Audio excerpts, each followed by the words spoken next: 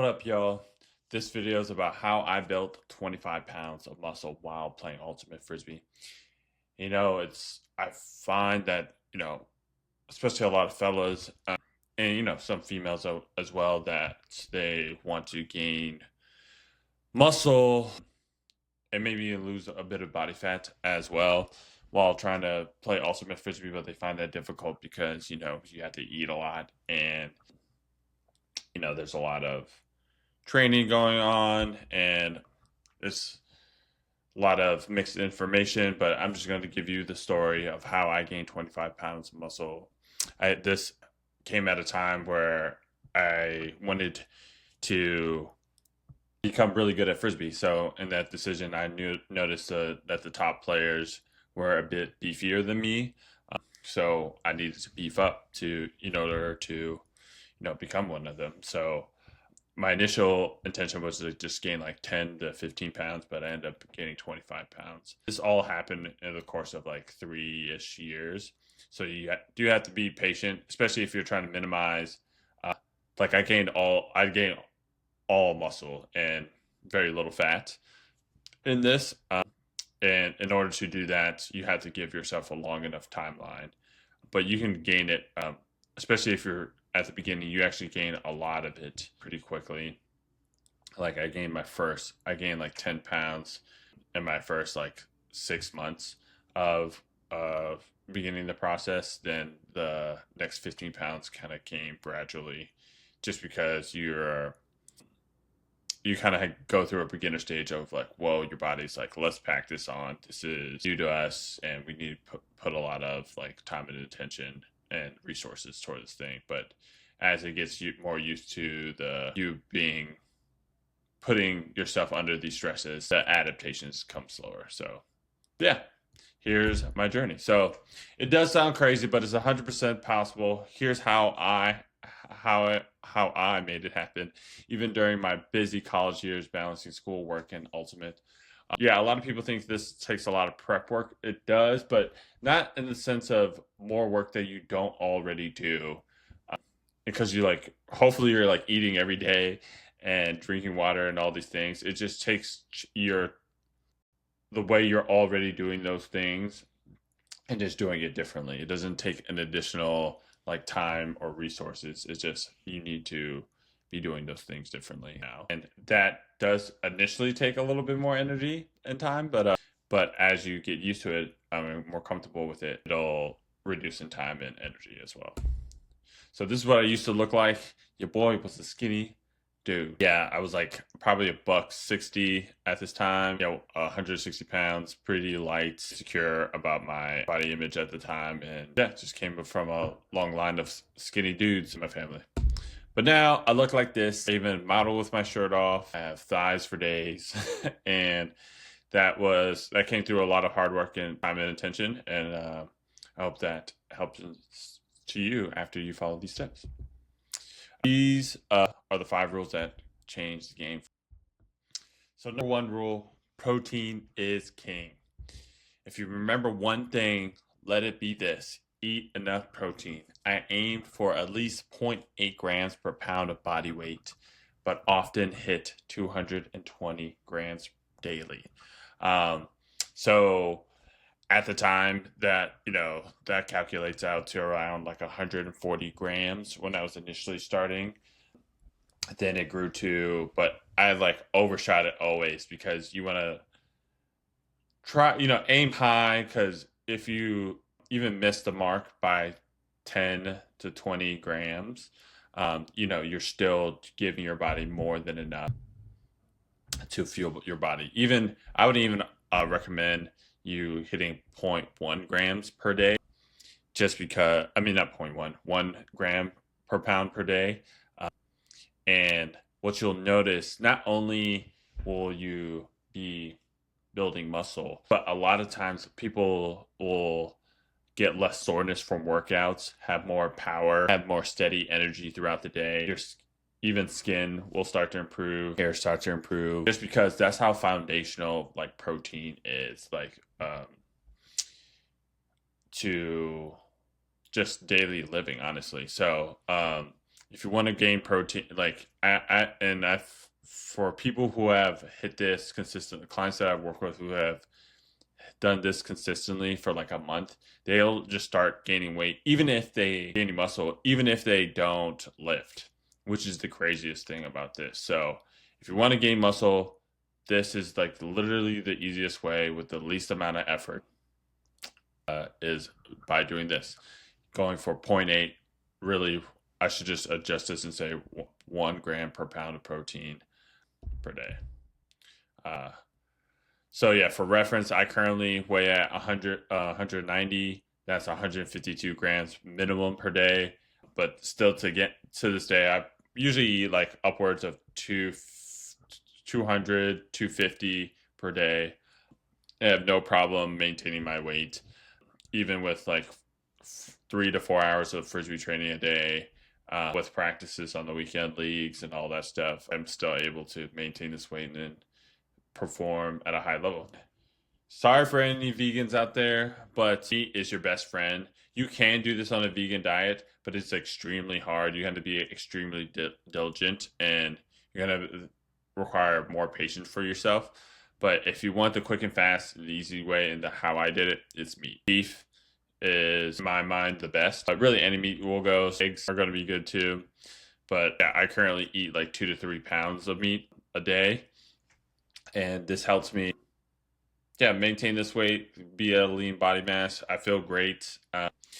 Also the cognitive benefits as well, being able to focus and have like mental energy, not have like that 2:30 feeling that often people get in the middle of the day. I sleep great, and it's all because that I have, well, not all, but a large part of it is because I feed myself a lot of protein, specifically meat, because meat has all the vitamins and nutrients that it requires to live. That's a little known, not a well-known fact, but there's a lot of people that do the carnivore diet. I do a version of it that have found massive benefits from not only building muscle, but like curing depression, gaining more focus, gaining more energy, sleeping better, improving mood disorders, feeling more athletic. Yeah, all of it. So number 2, prioritize your sleep. Muscle grows while you rest. I aim for 7 hours a night plus naps whenever possible. Yeah, this is right. You should increase the time that you're building muscle, basically, right? Like any serious athlete is sleeping at least 8 hours per day. LeBron James is sleeping 12 hours per day during the peak of the season. It's not in one like 12-hour bout, but he's taking multiple naps just because of the high demand. Bodybuilder will, like basically go to sleep and not have any alarm clocks. That's what I also suggest too. It's like go to bed early enough so you don't need an alarm clock to get up. So yeah, if by reducing, as I said, reduce sleep equal, the more reduce your sleep, the more fat gain and less muscle gain that will happen. As simple as that. Because it's two things happening. Your body, first is your body thinks it's in a stressful environment, so it thinks it needs to start storing fat because it's like there's a famine or something going on, that it's preparing for like a dangerous situation. And a lot of times that means you might not have food for a long period of time. If you think about back where hunters and gatherers.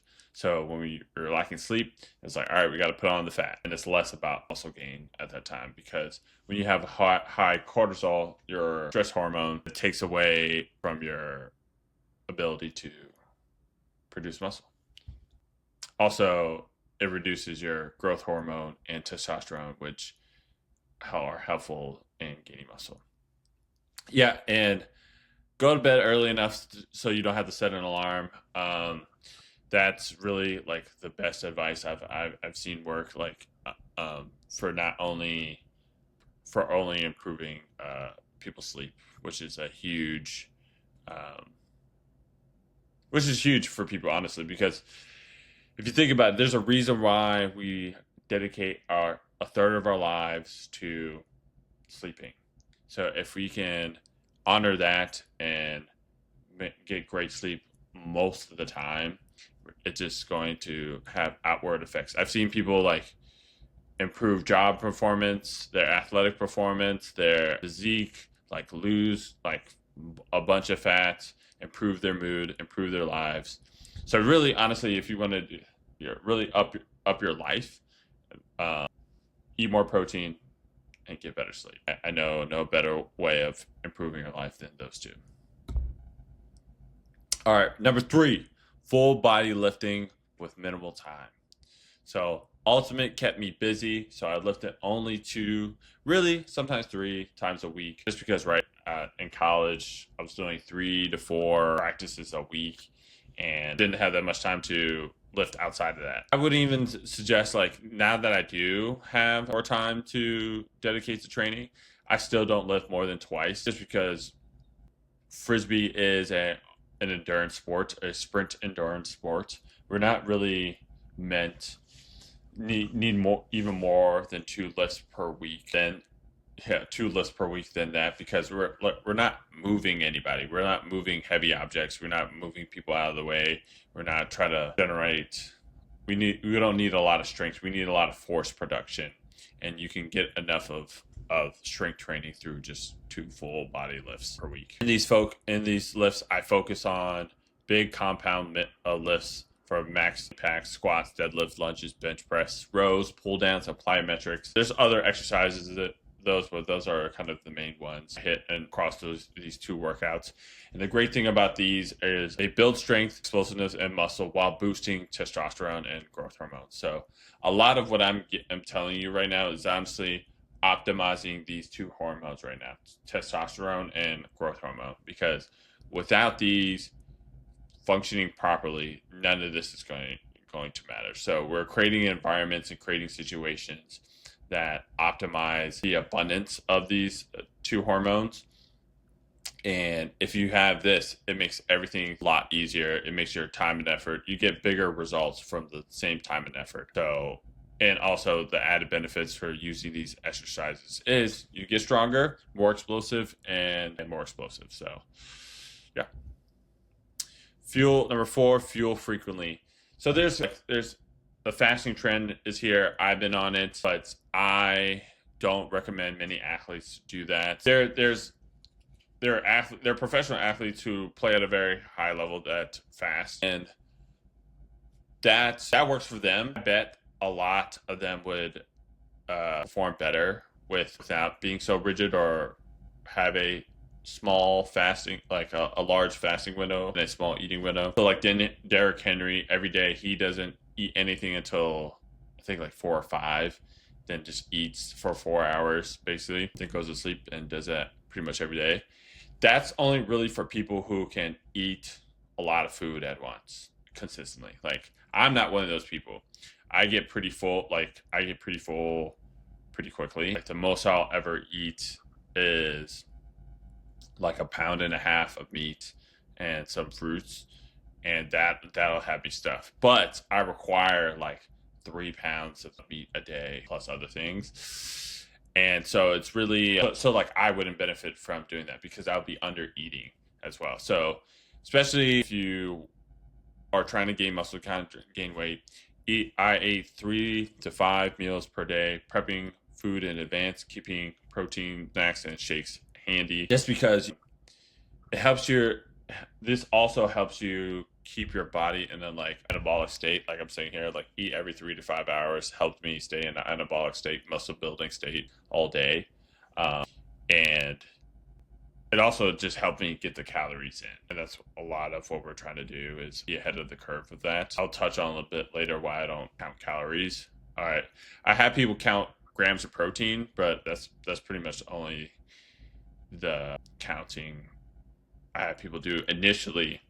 Then we graduate to a system where you don't need to count at all. So yeah, eat frequently, because it just keeps your body in an anabolic state and continue building muscle, and not potentially removing muscle off of you.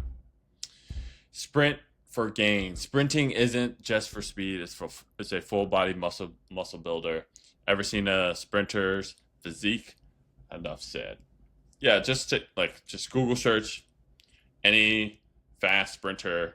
I almost guarantee they're ripped. And what do sprinters spend a lot of time doing? Sprinting. And that, obviously that's not the only thing they're going to do, but it is like old school bodybuilders will do hill sprints every now and again because it is kind of the only exercise that you can do that engages all the muscles in your body at a very intense bout. And it's sprinting, it like boosts those hormones, testosterone, growth hormone. So sprint often. Yeah, I did about 1 to 2 sprint workouts weekly, tapping into these explosive fat twitch fibers and boosting muscle building hormones. Yeah, nothing to add on. Yeah, and here's what I'm talking about. What about calories in, calories out? So if you ever done like any bit of research, you probably come across like it's about calories in, calories out.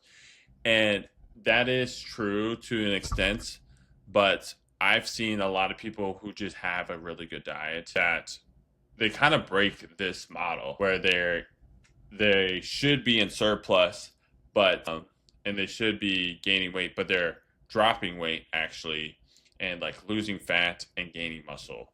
So what I've recently found out is it actually comes down to, right, that's what I've been preaching this entire time, is like you want to be just optimizing for muscle building and like having your hormones, so these muscle building hormones in abundance helps you kind of break this calories in and calories out formula. So, and also I don't believe in, like, it's not a natural way of us to live our lives by like counting calories. Yes, it can be create awareness at the beginning, but it shouldn't be a long-term solution, because who wants to count their calories for the rest of their life? If you are, more power to you, but most people don't. So what I teach people is, yes, let's figure out a few meals that we're getting enough protein and you eat these consistently enough, because a lot of people think it's like chicken and broccoli or whatever it is,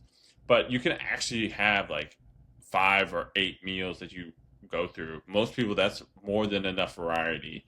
And if you eat those 5, if you're choosing most of your meals through these 5 or 8 options, you're getting enough protein. So like for me, Chipotle used to be cheap at the time.